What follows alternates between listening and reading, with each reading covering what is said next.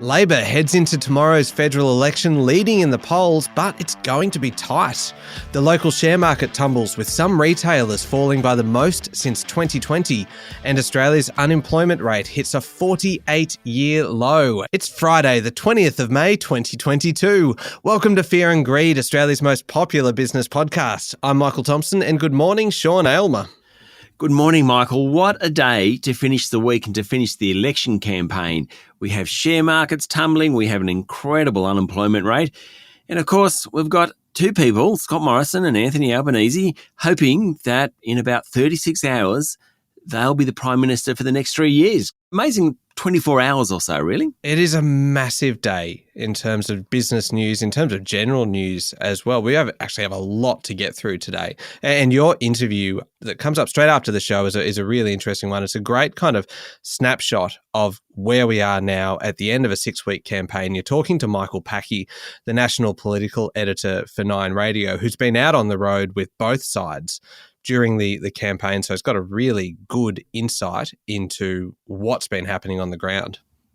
Exactly right. And I asked him which campaign was smoother, how do you think the leaders performed, all that sort of thing. It's really, really interesting to get an insider's view of the past 6 weeks. Of course, none of that will matter in a couple of days because all this voting will be over, but it's kind of going to be a fun 48 hours between now and then. And Michael is really looking forward to it. He loves politics. Oh, he certainly does. And really, that is the main story this morning because it is the day before the election. It's election eve, isn't it, really, Sean? So that's right. Yeah. It's a significant day because this will decide the leadership of the country for the next 3 years. And according to the polls, it is getting closer. Yeah, it certainly is. Labor is still favourite to win, but very few think there is certainty. Last-minute polling has shown a narrowing in the race, and over the course of the 6-week campaign, Scott Morrison has certainly had fewer gaffes than Anthony Albanese. I think there's general consensus that Morrison has run a better campaign than Albanese, but the electorate is definitely weary of the Prime Minister, hence his promise yesterday to be a more inclusive government if re-elected. Economic management has really been the centrepiece of the campaign the whole way through. Scott Morrison has said his team will manage the economy better and has demonstrated their credentials throughout the COVID period. Anthony Albanese has focused on the cost of living and how much that's been rising.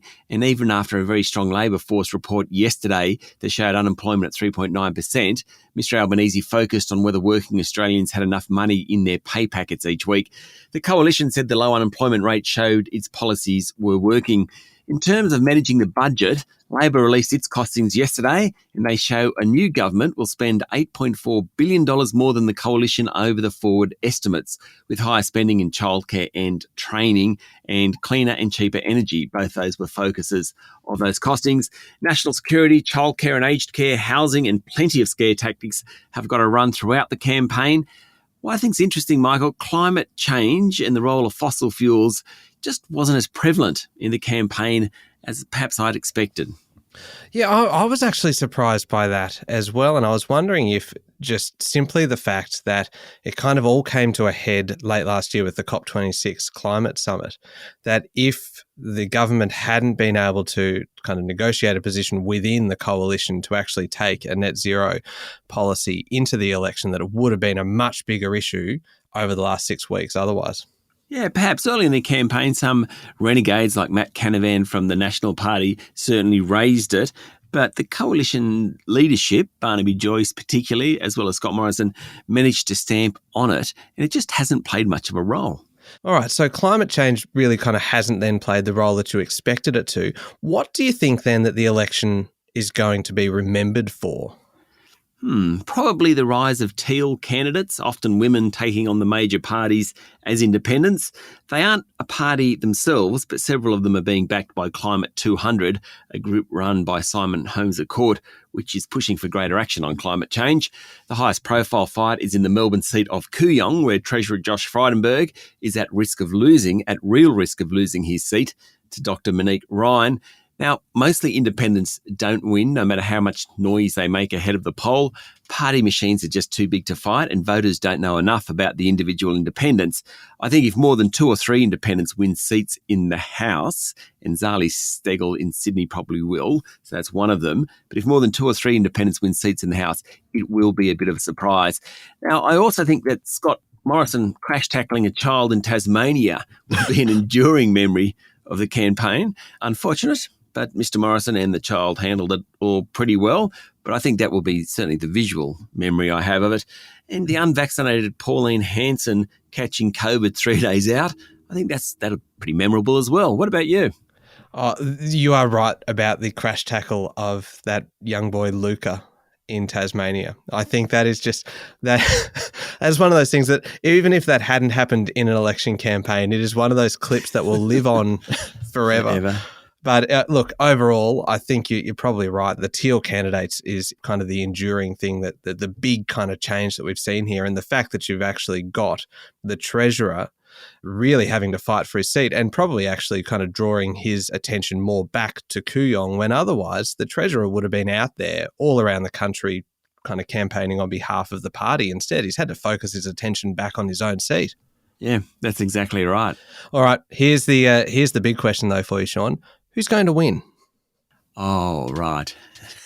Look, I think Labor will, though that certainly isn't an endorsement of either side of politics. I think that's just what the polls are saying.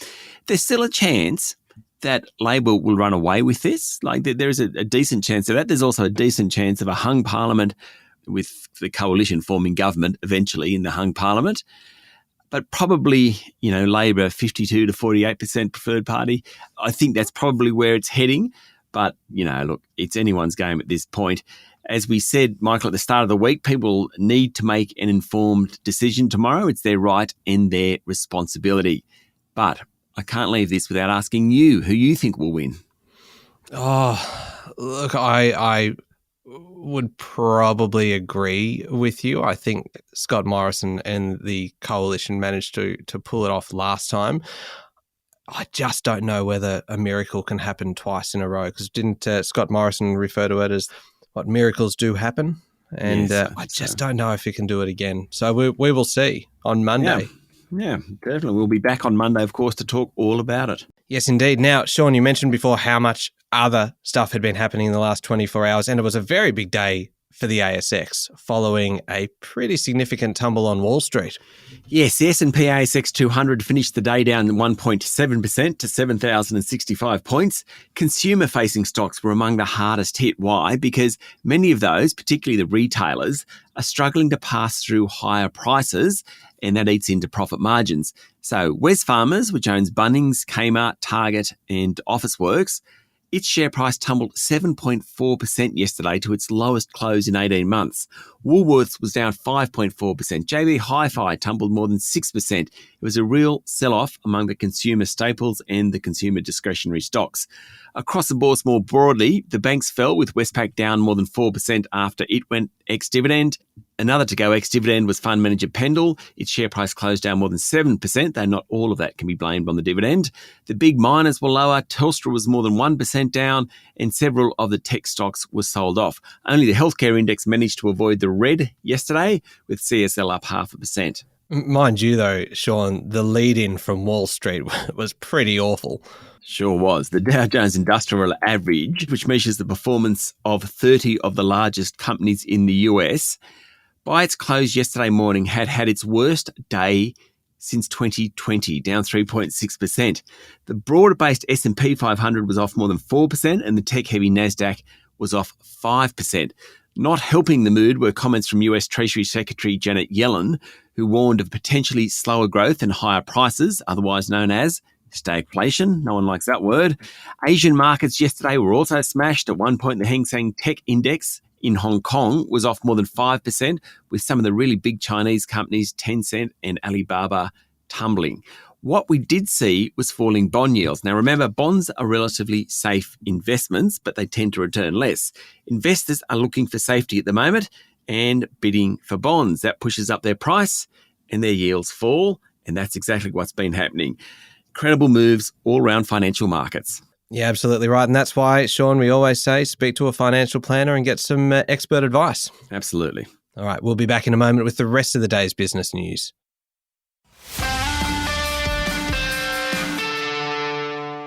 Sean, a little earlier you mentioned the unemployment rate. It hit 3.9% last month. That is the lowest since the Bureau of Statistics began collecting monthly data. Yes, the employment market is on fire, and yesterday's numbers were unambiguously good. The jobless rate was the lowest in about 50 years, 48 to be exact, but back then it was a quarterly employment figure. Full-time employment jumped by 92,000, while part-time fell by 88,000. The net effect was 4,000 new jobs. But when people are switching from part-time to full-time, it generally means the labour market is tight and the economy is strengthening. All that is really good news. Western Australia led the way with an unemployment rate of 2.9%. New South Wales fell to 3.5%, and Victoria's rate increased slightly to 4.2%. The participation rate was down just a touch, but remains very high by historical standards. The underemployment rate fell to 6.1%, which means the vast majority of people can get as much work as they want. Can it go lower? Sean, I know that 3.9% is very low, but can it actually go lower? Probably. All the leading indicators like job ads suggest there is further to go. This will definitely put pressure on wages. Someone trying to find an employee to work in a retail shop, for example, will have to think about paying above award to attract people. They start paying above award, that pushes up inflation and, of course, eventually interest rates. All right, now Australia has recorded another day of 50,000 plus COVID cases, Sean. Yes, that's 2 in a row, and another 52 deaths yesterday. Western Australia is leading the way with more than 17,000 cases recorded yesterday and 6 deaths. But there are many, many cases in all states and territories. And given that states rely on self-reporting, the real number, Michael, is likely to be much higher. Right. Okay. Now, electricity prices, Sean, for some households are set to double, and even some of the providers are suggesting that their customers look elsewhere. What's going on? Well, wholesale electricity prices have gone through the roof. We've spoken about that. And retailers are starting to pass on those higher costs. The fear is that some energy retailers, the smaller guys particularly, will collapse because they won't be able to compete with the bigger providers. Customers will desert them, they'll fall off, competition will come out of the market. And in the long term, that's a bad thing. Now, Queensland provider LPE has over 20,000 customers. Yesterday, it suggested those customers look for other providers or else face a 100% increase in prices from June 1. That's according to a story in the Australian newspaper. It's pretty extraordinary that a retailer is writing to customers and saying, look somewhere else. Another smaller player, Sydney-based Discover Energy, said it would also have to nearly double rates for some customers. Quite remarkable, that sector at the moment. Yeah, sure is. Now, how about this one, Sean? Poker machine and gaming giant Aristocrat Leisure says it will return $500 million to shareholders after announcing a record half-year profit.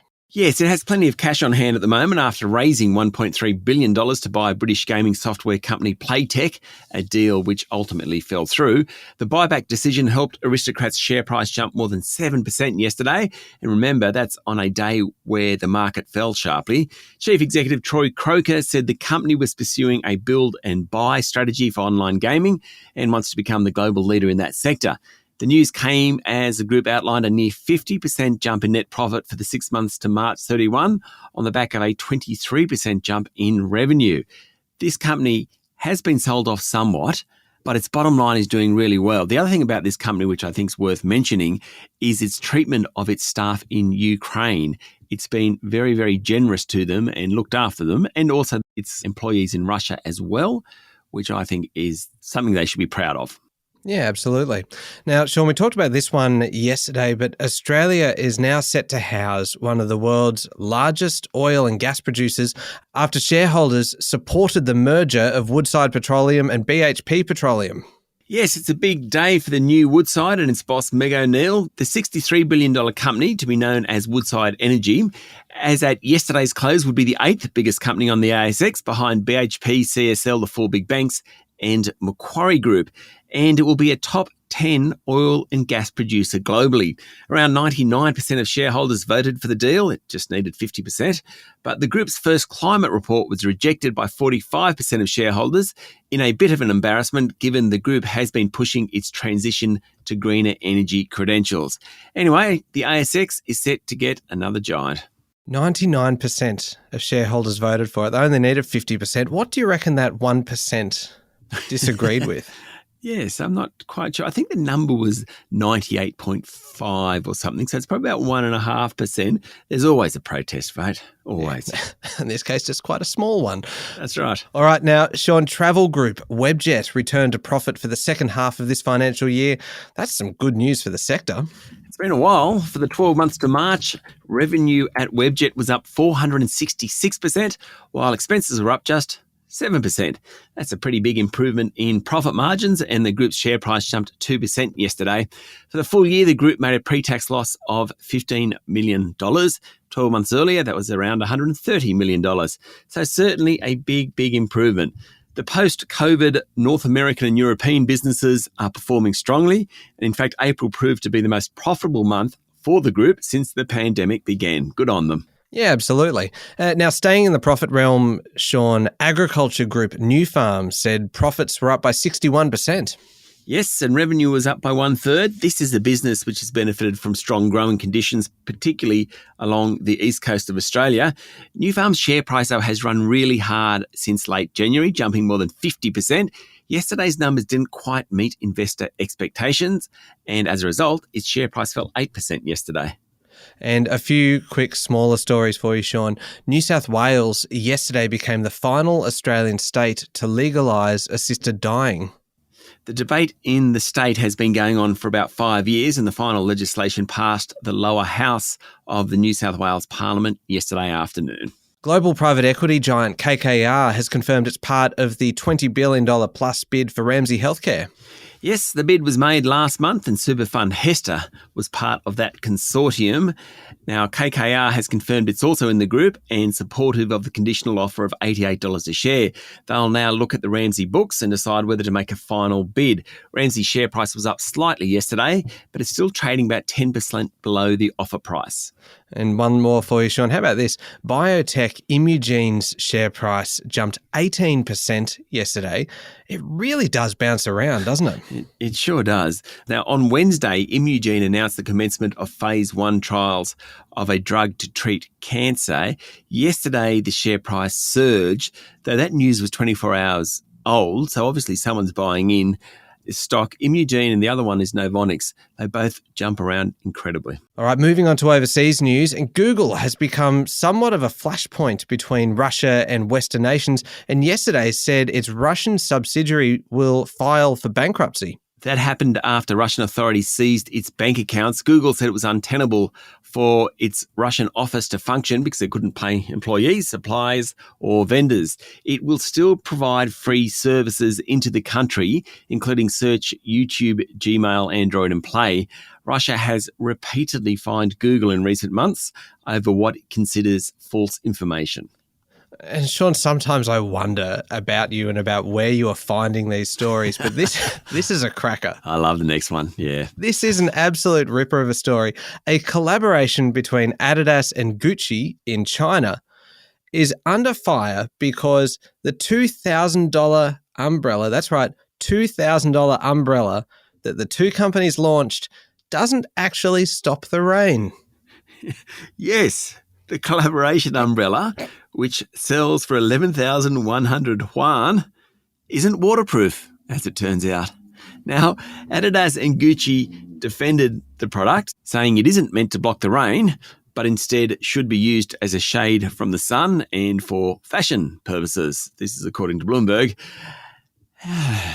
It is an umbrella, though. In the Chinese consumer's defense, it is an umbrella. Anyway, Western brands are definitely finding the going tougher in China. Beijing is talking tough on luxury brands as part of it, but also Chinese people are increasingly preferring homemade goods, particularly ones that work. Anyway, you'd think a $2,000 umbrella wouldn't leak. Oh, if I was going to spend $2,000 on an umbrella, I would expect it to not just block the sun and block the rain. I would expect it to do a whole lot of other things as well. I'd expect it to be a mode of transport. Yeah, absolutely. Totally. Like Mary Poppins style. Yeah, exactly. Well, there we go.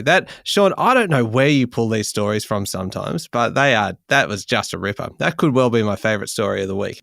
There you go. We'll have to fight over it, perhaps. All right. Up next is the Fear and Greed Daily interview. And we mentioned this earlier. You're speaking to Michael Packey, the political editor for Nine Radio.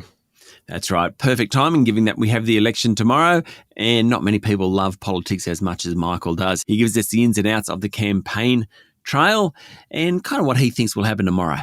Yeah, it's a good chat. It is up next in the Fear and Greed playlist on your podcast platform or at fearandgreed.com.au. Thank you, Sean.